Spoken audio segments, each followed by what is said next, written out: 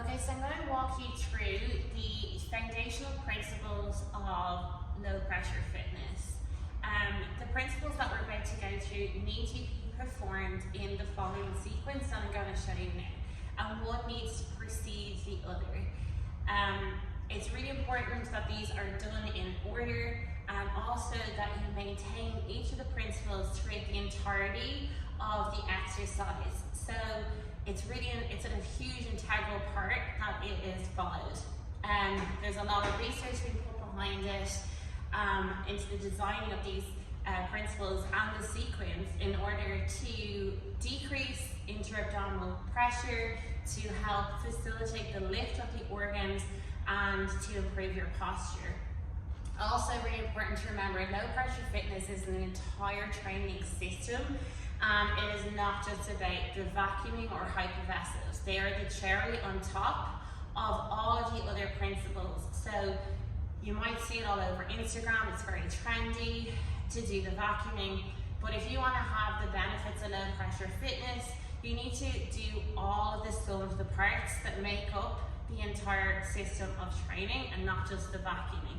Also, not everybody can do the vacuuming depending on contraindications or if you're pregnant, so you can still get all the benefits from low pressure fitness without doing the very end, which is the vacuuming.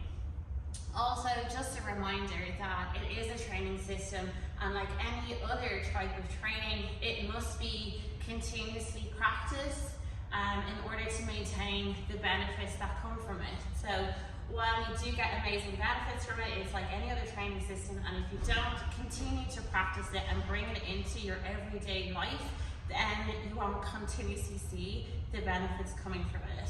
So I just bring it, it's part of my everyday life now. 2 to 3 times a week for 20 to 30 minutes is plenty to just increase the quality of your life. So let's walk through the various principles one by one. Okay, so the first principle we're going to talk about is the initial posture. So depending on the pose that you're starting with or what your instructor tells you, you can either start, usually it'll be starting in a standing position, but you can also start on all fours, or you can start in a supine position. It kind of depends as well on the flow that you're going through. But we're going to walk through the standing position because it's the most common position you'll start in, and we usually start with either Athena or Venus arms. So we're going to go from the floor all the way up in terms of it, okay? So what I'm going to do is we're going to have our feet are going to be parallel. How do we find what feet are hip distance apart and parallel is? So a lot of people think hip distance apart is somewhere out here. There's 2 ways to actually find hip distance apart. Number 1, make fists with your knuckles and bring them out to the floor. So your feet should be 2 wrists apart or 2 knuckles apart. That is actually hip distance. Another way is to get the bone here, follow the line, and it should track all the way down to your second toe. Okay, so there's your 2 ways to know if you're actually hip distance apart. Okay, second part then is your toes. We're going to bring your toes up off the floor. I want you to spread them out nice and wide.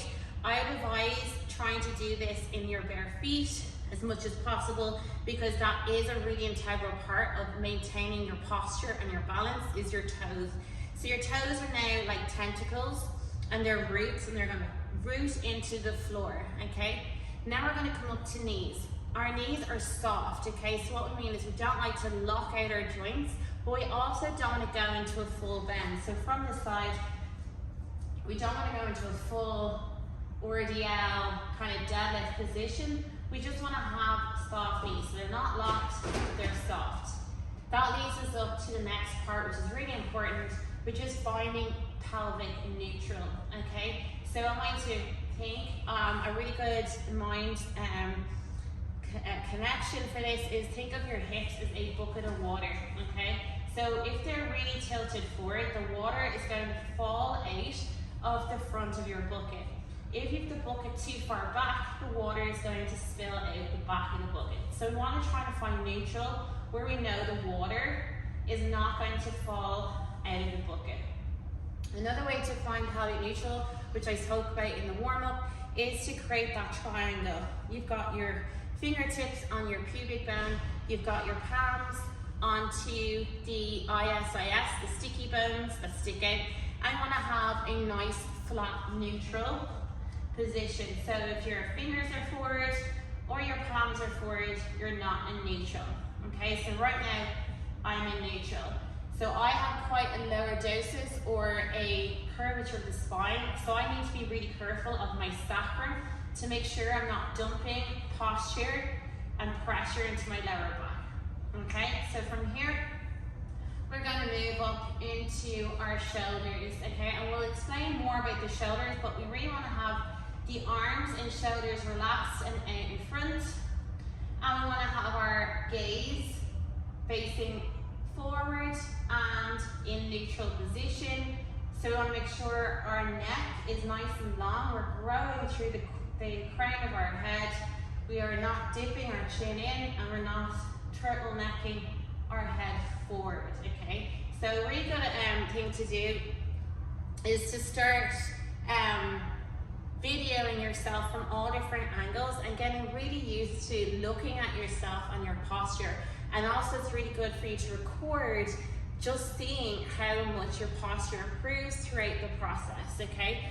So again, you're going from your feet, hip distance apart, your toes, your knees are nice and soft, your hips are into that neutral position, your shoulders are down, chest is relaxed, and your arms are relaxed by your side. Gaze is forward, growing through the spine. That is your start position before you go into any pose, okay? That leads us on to our next principle. Okay, so principle number 2 is axial lengthening of the spine. So that just means correct posture and really growing and lengthening through our spinal column. So we're in our position, and from here we want to imagine there is something heavy sitting on our head and we're trying to keep it from falling off, okay? So our chin is up nice and high, we're not moving it back, but we're keeping that book or whatever it is, heavy object on our head. What that does is it decompresses our spine, and this is a really important part for being able to open up those ribs. So nice and lengthening and growing through the spine at all times, and you need to do this throughout the entire movement from start to finish. If you're finding it hard to think about that, you can put an object on your head and you can feel what it's like when you're nice and tall. You have to keep that object. You can even go into a few walks so that you know what it feels like to really extend that spine to keep that from falling off. And that's axial lengthening of the spine. Why do we want to make sure we're doing axial lengthening of the spine? Well, here's a quick test for you. If you go into bad posture, so punch forward, spine is nice and curved, I want you to press into your tummy and just tell me what the tone at rest feels like in your tummy. Okay, and now I want you to go into that axial lengthening nice and long and press into your tummy and feel what the tone feels like when you're in that correct posture. So just something to think about on your day-to-day business, sitting around. Are you sitting like a croissant with your everything crushed, or are you going to start sitting nice and tall in correct posture? Okay, principle number 3 is a cervical stretch. This means the stretching and decompressing of the cervical spine, which is all around your neck here. Okay, so how can we do that? I want you to get one hand and place it at the back of your neck, right underneath your ponytail, okay? So from here, I want you to put a hand on the top of your head. So you're going to put some force, just so you know what it feels like. So a bit of resistance. You're going to push into the hand that's on the back of your neck, while it's also growing and pushing through the hand that's on your head. Okay, so you're going to push and grow. And again, this is a really important part that you need to maintain throughout all of the poses. So you're decompressing all that spine, correct posture chin is up, gaze is forward, and that is cervical stretch. Okay, so principle number 4 is your shoulder girdle, and this is a really, really important principle to try and get. And if you're having difficulty with it, we'll go through it on a one-to-one basis. But the reason it's important is because the shoulder girdle, which is the entire shoulder blade, is really important that you manipulate it so that you can open up the ribs. So the ribs have space in order to open, and then all of the internal organs can move. A lot of people have very locked in shoulders, or they abduct their shoulders, just means they bring them in, instead of spreading out into that nice lat spread and spreading it out. So just from the back, you'll see. So what we want to do is, see my shoulders. Okay, from here what we want to do is we want to create that abduction away. So can you see where my shoulders have come away from each other? We are not bringing them together. Okay, so we're creating that space. So a good way to do this is you can practice on a mirror or a wall, okay, or from down here. And we're going to get you to push the invisible force. You can also use someone else, and you're pushing that invisible force to help you to open up the shoulder area. So I would practice on a wall, pushing and trying to open up those shoulder girdles, okay? Really important part, again, take videos and watch yourself so you can see if you're abducting or you're opening out those shoulders, okay? So that's super important that you're opening out those shoulders as opposed to. Another way you can practice is also to come right down to the floor. Hands shoulder width apart. Okay, and from here, you can see, I'm going to push into the floor and try and open up those shoulder blades. Okay, so from the ceiling, you should be able to see you're pushing away those shoulder blades as opposed to coming in and abducting them in. And that is the shoulder girdle principle. Okay, so principle number 5 is axis forward, which basically means we're going to shift our body weight forward, okay? So we've stacked all the way up. So feet, knees, pelvis, shoulder girdle, hands by our side, axial lengthening of the spine, cervical stretch, and now we're going to shift our body weight forward. So axis forward. So we're shifting our body weight forward, okay? And it's really important that we go all the way from our ankles all the way to our head so that we're not like bending in half for that shift forward, okay? So our whole axis moves forward. We're not causing any movement in the spine. I want you to imagine there's a rod running through your body as you shift that axis forward. Use those feet to really plant yourself in. You want to make sure your heels are not coming off the floor, okay? And that is access forward. So you'll always hear me, sometimes you might start in a position and then move into access forward, or we will start with Venus, and then we'll do a Pina, back to Venus, and then we'll go into access forward, okay? The last 2 principles then are the exhalation apnea and the rib cage opening.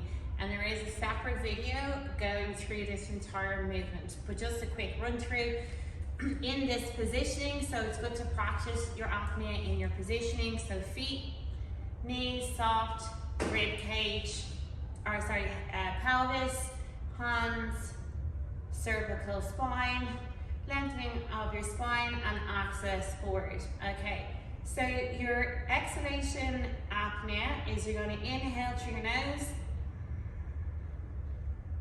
exhale.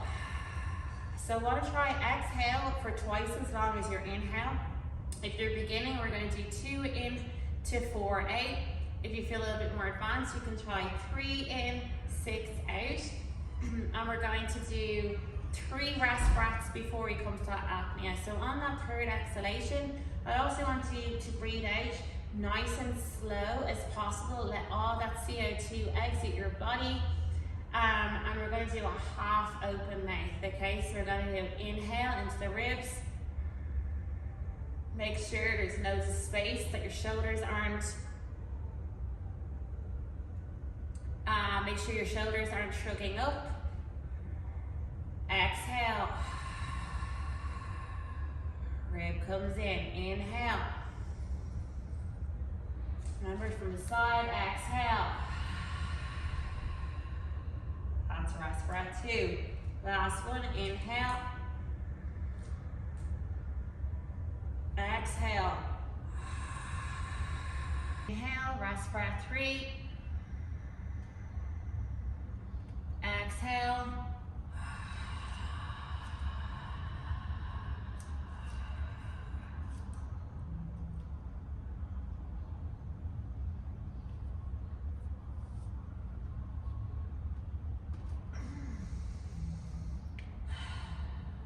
So I went from number 6 to number 7. So after you do that really slow exhalation, you're going to go into your rib cage expanding. So remember, I have got a full video on this. This is very brief. Remembering, you're going to exhale all the air. Let your tummy or your belly relax those abdomen wall. The reason we relax it is because if you're super tense, then there's nowhere for it to go, okay? So it's really important to relax the muscles. Wait 1 or 2 seconds. You can either pinch your nose, close your mouth, pinch your nose, swallow, and then go to do your fake inhalation. So by fake is, we're still in the movement of the ribs, but there's no air coming in. So pinch your nose, hold,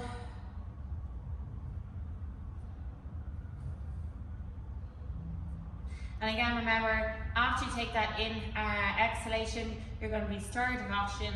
So we want to do a really nice, slow inhale to let it back in. So they are the 7 principles from start to finish that need to be done in order. And then you go into your various poses.